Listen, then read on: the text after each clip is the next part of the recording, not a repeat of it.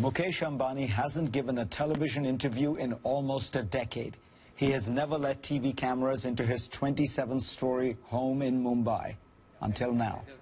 Ambani is the richest man in India, the second richest man in all of Asia. He is the chairman of India's largest company, Reliance Industries, which his father started in 1980, making textiles. Today, their revenues come mostly from energy, though they are making big bets in retail and telecommunications as well. Tell me, you have a vantage point to look at the global economy. You run India's largest company. Where do you think we are 5 years after the financial crisis began? Well, I am more optimistic than most. And my view is that this year we will see the beginning of a recovery, particularly in the U.S. And you think that that's because just the inherent strengths of the U.S. economy? There has been a fundamental transformation in the energy scene in the U.S. For many decades, we have heard that the U.S. will be independent of foreign imports of energy. Realistically, I can now tell you that it is my judgment that this will happen in the next 5 or 7 years. The U.S. is truly found non-conventional energy in shale oil and gas, which is really bringing benefit not only to the population in the U.S., but really to across the world. You've invested in solar. Do you think in the next 10 or 15 years the cost will come down dramatically? Absolutely. I think so. And I think that ultimately, the way I think about energy is that we will transit from what I call a hydrocarbon present, which is coal, oil, and natural gas, over the next many decades into a fully renewable, sustainable future. And solar really will be at the heart of it. Let me ask you about the hydrocarbon present. You run the largest refinery in the world in Jamnagar. What would happen if there were a military strike on Iran? What would happen to the price of oil in your estimation? Well, I think that the world is a lot more saner. My own view is that if we see small blips, I think that we have a resilient enough system, and today there is enough spare capacity, right, in the system to take care of eventualities. You were very bullish about the United States, probably more bullish than a lot of Americans.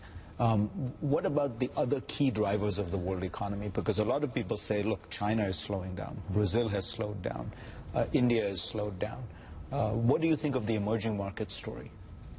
I think that China is maintaining steady growth. It's not decelerating. Europe has found its own transition path, and they will transgress through the financial system in an orderly way. India has had some slow growth, but I am really very optimistic on India. I think. Why is that? Explain that, because when people look at India today, they see growth is at 5.5% now. You talk to foreign investors and they say the infrastructure is terrible, the government doesn't do enough reform, it's very difficult to operate in India. You look at all that and you're still bullish. Well, I am very bullish on India because it's really the aspirations of a billion people. And ours is a country where all the billion count. Right? There are some countries in the world where 1% counts. There are some countries where the Politburo or 12 people count. Right? The beauty of India is that all our billion people count, and they have aspirations. And it is really a bottom-up story. It's not a top-down story. So yes, we will adjust with what happens in the rest of the world, but we are on a long-term growth trajectory And this is just not growth in terms of GDP numbers, right? This really is for well-being of each and every Indian. And that's the aspiration. Do you think that one of the problems India has to deal with is inequality? It is still one of the poorest countries in the world, and yet it has the second largest number of billionaires in Asia. People worry about the growing inequality. If you think about inequality, that's not only a problem in our country, it's really the problem all across the world. Income comes from opportunity. You take our own example. As Reliance, my father started Reliance with $100. Right? When I joined Reliance in 1980, the market value of Reliance was $30 or $40 million. And in 30 years, right, the opportunities that were provided by this country has enabled us to create wealth for India. My father was a big believer that any business that has the sole purpose of making money is not worth doing. Right? Business must serve a larger societal purpose. Reliance raised all its money from capital markets and from individual small shareholders. So we've created 1 million millionaires just by investing in Reliance out of ordinary Indians. And that is the process of creating wealth for the country. Once you create opportunity, wealth comes. But do you agree, you've heard all this criticism, that you in particular have a responsibility? You're the richest Indian, you run the largest company in India, you live in this fabulous house that was, talked about much. Do you see yourself as having a special responsibility?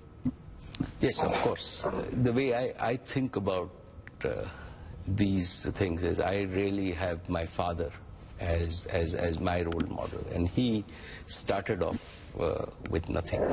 And one of the things that he said to me is that you really don't know, Mukesh, what it is to be poor.